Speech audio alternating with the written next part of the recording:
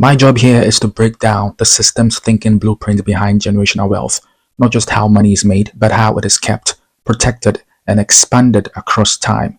Most people think wealth is just about making smart investment, but strategy is fragile. It depends on the player.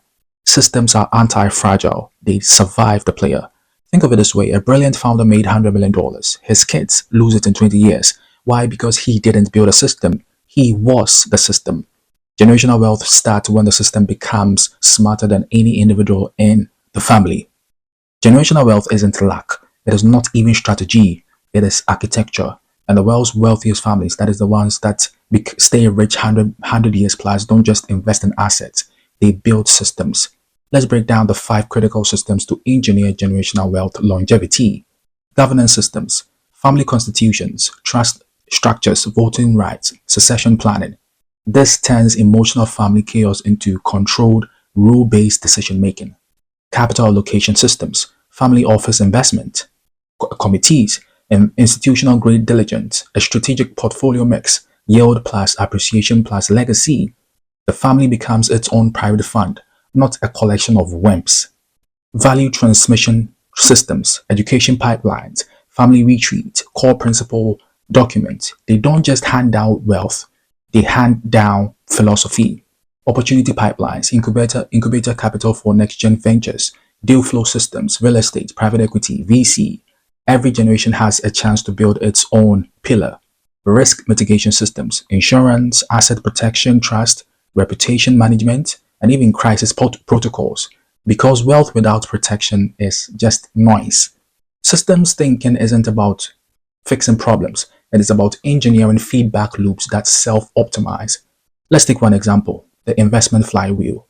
Yielding assets, real estate, private credit to reinvested into asymmetric opportunities, wrapped in tax advantage structures, reported and adjusted quarterly, generates compounding not just of wealth, but of insight.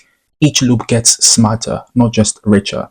Now imagine 5 to 6 of these loops running in parallel. One for education, one for governance, one for health, one for community influence, and one for media and reputation. Now that is not a family, that is economic engine. Legacy isn't what you leave behind, it is what you embed that keeps living. That is why families like the Rothschilds, Rockefellers, Kochs, Whartons endure. They don't just have assets, they have narratives, structures, protocols, game plans, feedback systems. Each decision is made inside a system that survives the people making it. And this is why most new money dies in 2 generations, because it was built on hustle, not architecture. You don't need $1 billion trust to start building systems. You just need to think like an architect. Start with these. Build a decision-making operating system. Use principles, not moods. Use written investment criteria. Use if or then rules for money decisions. Design a knowledge-based compounding machine. Log your wins or losses monthly. Host family meetings quarterly. Teach next gen what you are learning now. Formalize your first capital system. Define your asset buckets. Yield growth, legacy. Automate reinvestment. Structure for taxes and risk early. Protect your asymmetry. Protect your upside bets with downside insulation. Invest in legal and structural clarity. LLC, insurance, trust. Generational wealth isn't a dream. It is a design problem. And once you start thinking in systems, you stop playing for income and start building for dynasty. So ask yourself, are you just building wealth or are you building infrastructure? Subscribe for more.